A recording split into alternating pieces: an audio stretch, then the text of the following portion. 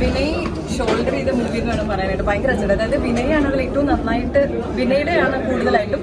സണ്ണി നന്നായിട്ട് ഇതിന്റെ ലുക്മാൻ ഉഗ്രനായിട്ട് അഭിനയിച്ചിട്ടുണ്ട്. രാധികയുടെ ക്യാരക്ടർ ഉഗ്രനായിരുന്നു. അതുപോലെ ദീപ ഭയങ്കര നാച്ചുറൽ ആയിട്ട് ചെയ്തൊരു മൂവിയാണ്. ശരിക്കും ഈ അടുത്ത് വന്ന മൂവീസിൽ ഏറ്റവും ഇഷ്ടമുള്ള മൂവീസിൽ ഒരെണ്ണം ഏതാണെന്ന് ചോദിച്ചാൽ ഞാനിത് തന്നെ പറയും. നന്നായിട്ട് ചെയ്തിട്ടുണ്ട്, ഭയങ്കര രസമായിട്ട്. വീണ്ടും നമ്മൾ ഹിറ്റ് സിനിമകൾ കാണാനുള്ള ഒരു സമയത്തേക്ക് എത്തിയിരിക്കുകയാണ്. ഉഗ്ര മൂവി. വിനയ് ലൈക്ക് അടിപൊളി.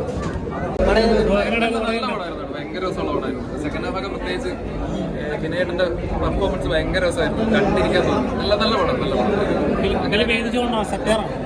ഒരു കോമഡി മൂഡാണ്. സെറ്റർ എന്ന് പറയാൻ പറ്റില്ല, കുറച്ചൊരു ഇങ്ങനത്തെ ഒരു സാധനമാണ്.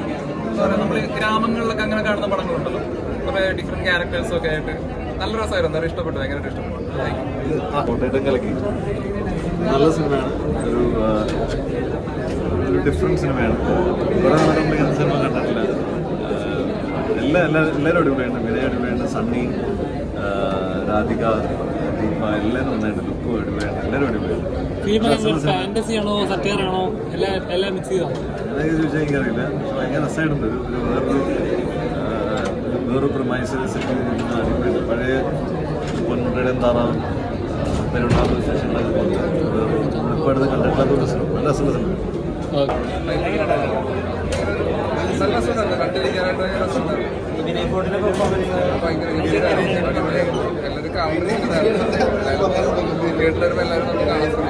ഈ മഞ്ഞുമൽ OTT റിലീസിന് ഇറങ്ങിയ ശേഷം ആളുകൾ ആ സിനിമയിൽ വലിയ തോതിൽ വീണ്ടും സംസാരിച്ചു തുടങ്ങിയിട്ടുണ്ട്. അത് ആ പ്രതികരണങ്ങളൊക്കെ കാണുമ്പോൾ എന്താ ഫീൽ ചെയ്യുന്നത്? സന്തോഷം കൂടുകയാണല്ലോ. ഓൾറെഡി നമ്മള് എല്ലാവരും കണ്ടോ ഇഷ്ടപ്പെട്ടു. കണ്ടവരെ തന്നെ വീണ്ടും കാണുന്നത് മഞ്ഞുമൽ. എന്തായാലും 150 കോടിയൊക്കെ അവിടെ എല്ലാവരും കണ്ടിട്ടുണ്ടാവുമല്ലോ. അവര് തന്നെയാണ് വീണ്ടും കാണുന്നത്. പുതിയതായിട്ട് കാണുന്ന ആൾക്കാർ OTT കണ്ടിട്ട് തിയേറ്ററിൽ എക്സ്പീരിയൻസ് കിട്ടുന്നുണ്ടെന്ന് അറിയുന്നതിൽ ഭയങ്കര സന്തോഷം.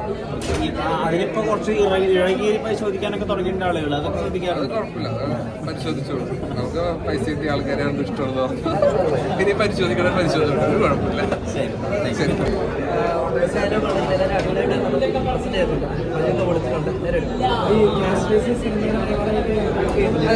ഈ ഒരു ഗ്രാമം ഇത് ക്രിയേറ്റ് ചെയ്തിട്ടുണ്ട്. അതിനകത്ത് നമ്മൾ ഇന്നാവുകയാണ്.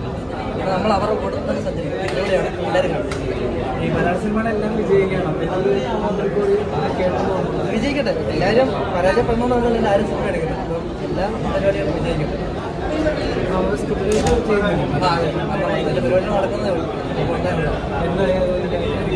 ഏത് പരീക്ഷണവും സ്വീകരിക്കാവുന്ന ഒരു അവസ്ഥയിലാണല്ലോ ഇപ്പൊ മലയാളികളത്. ആ വിധത്തിൽ ഉൾക്കൊള്ളാവുന്ന ഒരു പരീക്ഷണം തന്നെയായിട്ടാണോ ഫീൽ ചെയ്തത്? എനിക്ക് പേഴ്സണൽ വാച്ചിൽ എനിക്ക് ഭയങ്കരമായിട്ട് ഇഷ്ടം. Thank you.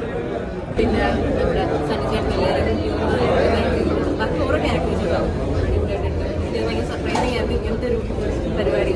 എസ്പെഷ്യലി ടെക്നീഷ്യൻ സൈഡിൽ അപ്രോച്ച് ഭയങ്കര രസമായിട്ടുണ്ട്. കണ്ടിട്ട് പറയാം. നമുക്ക് കഥാപാത്രത്തിൽ തിരിച്ചറിയേണ്ടാവും. ക്ലാരിറ്റി ഉണ്ടായിരുന്നു സിനിമ എന്താണെന്ന്. അപ്പോൾ അതിനെക്കുറിച്ച് കൂടുതൽ മനസ്സിലാക്കി കഴിയുമ്പോൾ പിന്നെ നമുക്ക് ഫുൾ ഓഫ് ചെയ്യാം. നമ്മളെപ്പോഴും നമ്മുടെ കയ്യിലുണ്ടെങ്കിൽ നമ്മൾ ലൗഡ് ചെയ്ത് കഴിഞ്ഞാൽ അത് ലൂസായി ക്യാരക്ടറിനെ കുറിച്ച് സ്ക്രിപ്റ്റിനെ കുറിച്ച് ധാരണ ഉണ്ടെങ്കിൽ പിന്നെ നമുക്ക് എന്ത് റിസ്ക് എടുക്കാൻ പറ്റുന്ന ഒരു സ്പേസ് ഉണ്ട്. ഞാൻ ഭയങ്കര ബോറായി കഴിഞ്ഞാൽ മച്ച് പറയും പിന്നെ ദുരന്തമാണെന്ന് പറയും.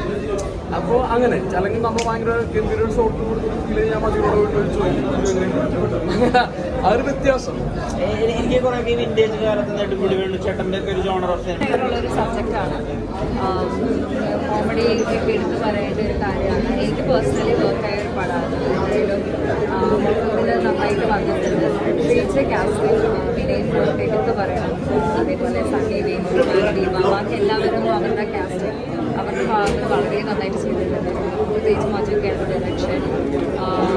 മൊത്തത്തിൽ നമുക്ക് തിയേറ്ററിൽ പോയി എൻജോയ് ചെയ്ത് നല്ലോണം ചിരിച്ച് മനസ്സറിഞ്ഞ് ചിരിച്ച് ഭയങ്കരമായിട്ട് സന്തോഷമായിട്ട് ഹാപ്പിയായിട്ട് എനിക്ക് വരാവുന്ന ഒരു പടമാണ്.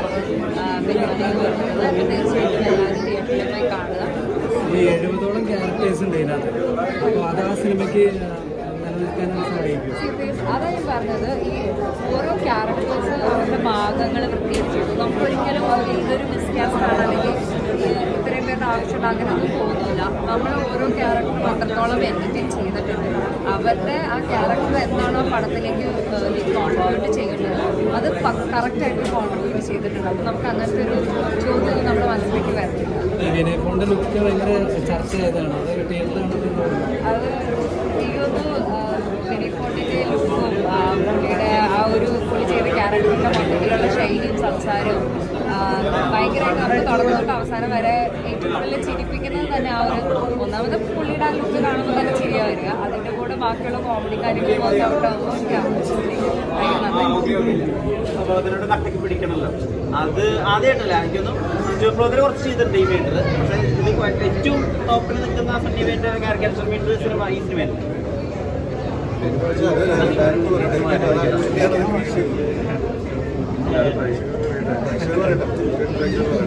ആദ്യം സണ്ണിയുടെ ഭയങ്കര ഡിഫറെൻ്റ് ആയിട്ടുള്ള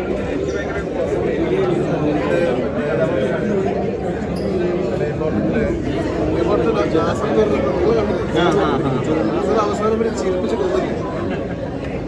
ഞാനിപ്പോഴാണ് സിനിമ മുഴുവനായിട്ടല്ല മിക്സ് ചെയ്ത് ഞങ്ങൾ എന്റെ ഫസ്റ്റ് ടൈം വാച്ചാണ്. ഞാൻ പടം കണ്ടിട്ടുണ്ടായില്ല.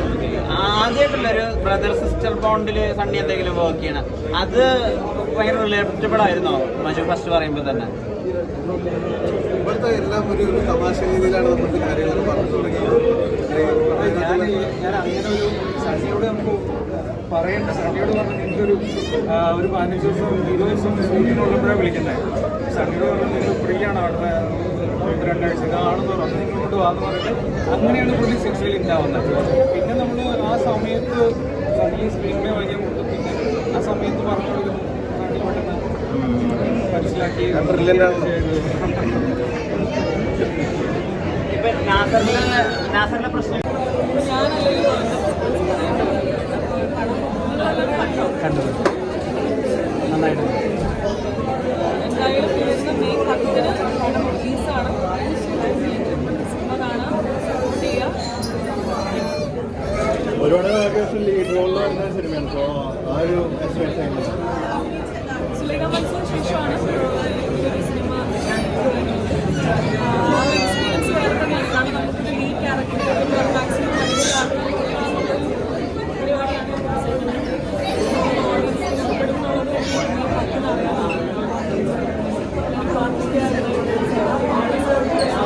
ഈ അവസാനം ലുക്മാനായിട്ടൊരു കോംബോ ഉണ്ടല്ലോ, അവസാനം ലുക്മാനായിട്ടൊരു കോംബോ വരുന്നുണ്ടല്ലോ, ആ ഒരു എക്സ്പീരിയൻസ് എങ്ങനെ ഉണ്ടായിരുന്നു ലുക്മാനായിട്ട്?